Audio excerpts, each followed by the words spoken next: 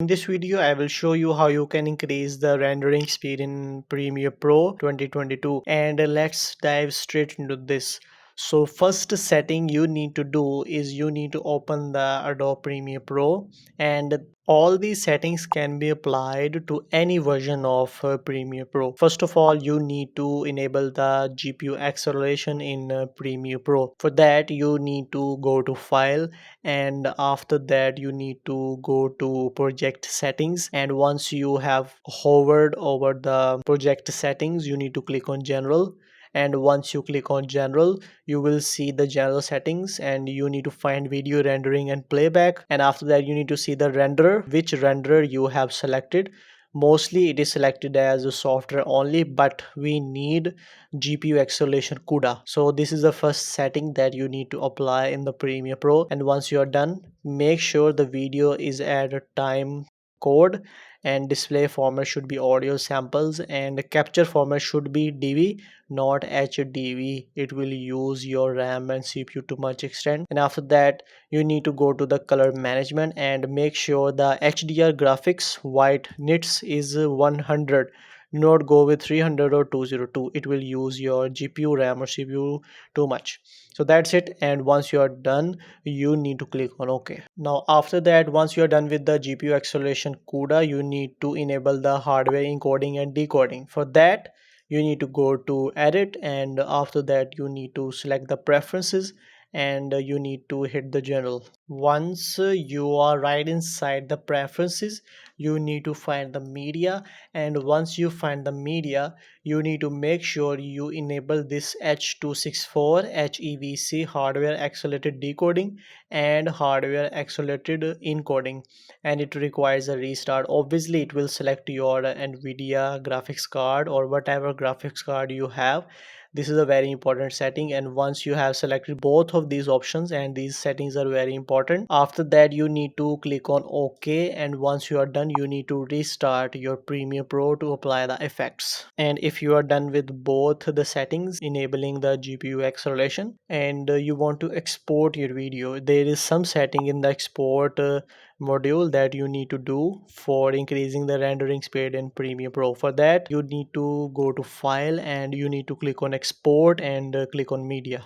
Once you click on this you can apply any settings you want, and I have also made a video on the best export settings for Premiere Pro. Make sure to watch that video too. And once you're right inside the export settings of the Premiere Pro, you need to find the encoding settings, and you need to select the preferences.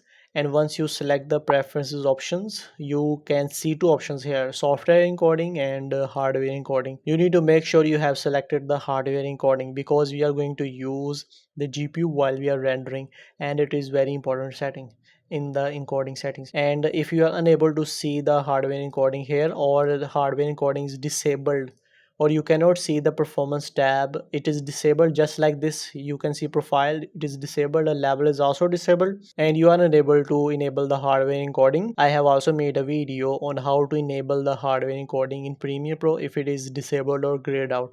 Make sure to watch that video too. And once you are done, you can export the video with the maximum quality and with the fast rendering speed. And now once you are done, you again need to go to edit, and click on preferences, and navigate to media.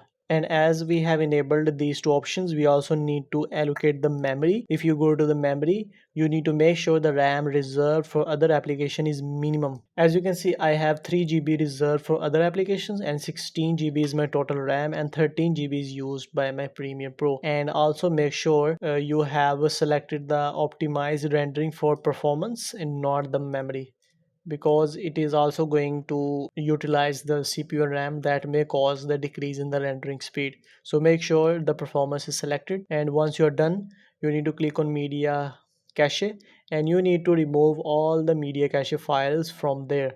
For that you simply need to click on delete, and if you click on delete you need to select the delete unused media cache files, and you need to click on OK. It will clean your media cache database, and it will boost the speed of the Premiere Pro and the rendering speed in Premiere Pro. And once you're done you need to click on OK.